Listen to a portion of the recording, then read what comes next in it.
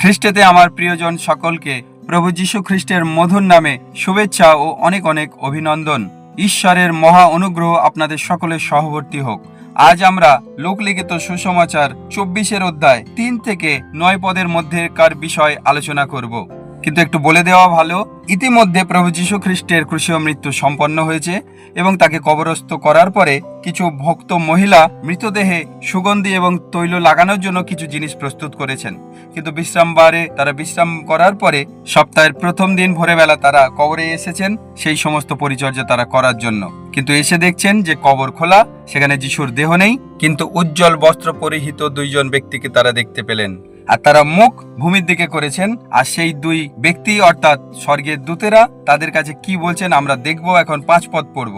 তখন তাহারা ভীত হইয়া ভূমির দিকে মুখ নত করিলে সেই দুই ব্যক্তি তাহাদিগকে কহিলেন, মৃতদের মধ্যে জীবিতের অন্বেষণ কেন করিতেছ? তিনি এখানে নাই, কিন্তু উঠিয়াছেন। গালিলে থাকিতে থাকিতেই তিনি তোমাদিগকে যাহা বলিয়াছিলেন তাহা স্মরণ করো। এবং আরো স্মরণ করানো হচ্ছে যে যীশু খ্রিস্ট জীবিত থাকতে থাকতে একাধিকবার তার ক্রুশীয় মৃত্যু এবং পুনরুত্থান সম্পর্কে তাদেরকে বলেছিলেন।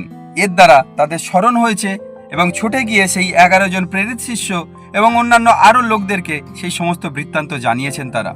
আজ আমরা কেন তাহলে এই বিষয় নিয়ে আলোচনা করছি? আমাদের প্রচারের মূল যে পদ সেটি 5 এবং 6 পদের মধ্যে আমরা পাবো। সেই মহিলারা এসেছিলেন কবরে মৃত যিশুর পরিচর্যা করতে, আর এসে দেখছেন মৃত দেহ সেখানে নেই। তাই স্বর্গের দূত তাদেরকে বললেন যে মৃতদের মধ্যে, এই কবরের মধ্যে তোমরা জীবিতকে অন্বেষণ কেন করতে এসেছো? তিনি যা বাক্যে বলেছেন তা স্মরণ করো। প্রিয় ভাই ও বোনেরা, সকল খ্রিস্ট ভক্তজনকে আমার এখন বলার একটাই বক্তব্য, যীশু খ্রিস্ট কি আজ ক্রুশে আছেন, কবরে আছেন, না তিনি অন্য কোথায় আছেন? আপনাদের উত্তর কি? বড়দিনের সময় আমরা যিশুকে শিশু বানিয়ে রাখি, তাকে গোশালায় দেখতে চাই। আর গুড ফ্রাইডের সময় আমাদের প্রভু যিশুকে দেখতে চাই ক্রুশে তিনি ঝুলছেন। কিন্তু না তিনি গোয়াল ঘরে আছেন শিশু হয়ে, না তিনি এখন বর্তমানে ক্রুশে ঝুলছেন, না তিনি বর্তমানে কবরের মধ্যে মৃত হয়ে শুয়ে আছেন। বাইবেল আমাদের কাছে স্পষ্ট বলছে যে তিনি উঠিয়াছেন, তিনি সেখানে নেই, তিনি জীবিত।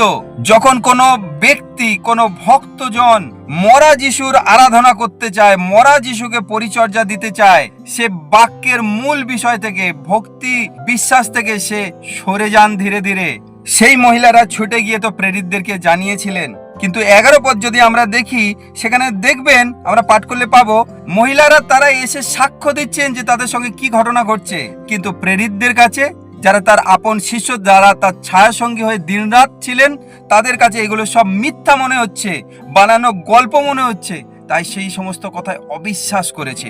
এবং 13 পদ থেকে যদি আমরা দেখি, 2 জন জেরুজালেম থেকে খুব কাছের একটি গ্রামে ছিলেন, ইম্মায়ুর পথে, তাদের মাঝে যিশু এসে কথা বলছেন, অথচ তারা প্রভু যীশু খ্রিস্টকে চিনতে পারেনি। হায় ক্লিওপা, যিশুকে তারা চিনতে পারল না। আজ আমরা বর্তমানে খ্রিস্টিয়ান নামে পরিচিত খ্রিস্ট ভক্ত, যারা আমরা গিয়ে ক্রুশের কথা বানিয়ে আমরা পুলপিট থেকে বলছি বা প্রত্যেক রবিবার বিভিন্নভাবে বাক্য প্রচার করছি, আমরাও কি সেই গোয়াল ঘরে যিশুর অন্বেষণ করি না? আমরাও কি সেই ক্রুশে যিশুর অন্বেষণ করি না?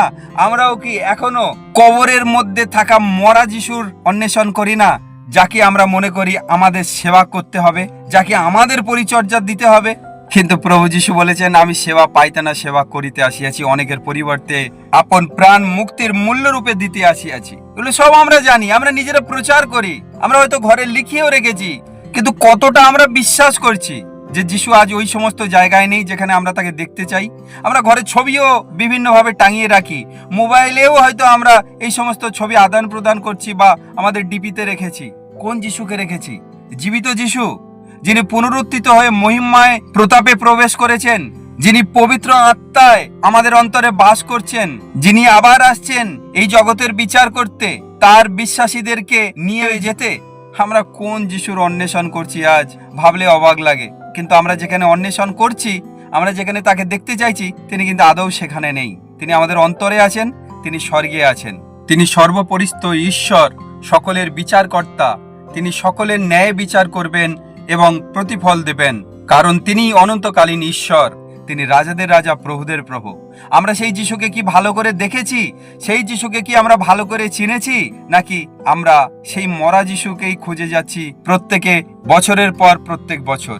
এই প্রশ্ন দিয়েই আজকের আমরা এখানে শেষ করব। ঈশ্বর আমাদের সঠিকভাবে যীশু খ্রিস্টকে জানতে, চিনতে এবং তার সেবা করতে প্রভু সাহায্য করুন। জয় যিশু।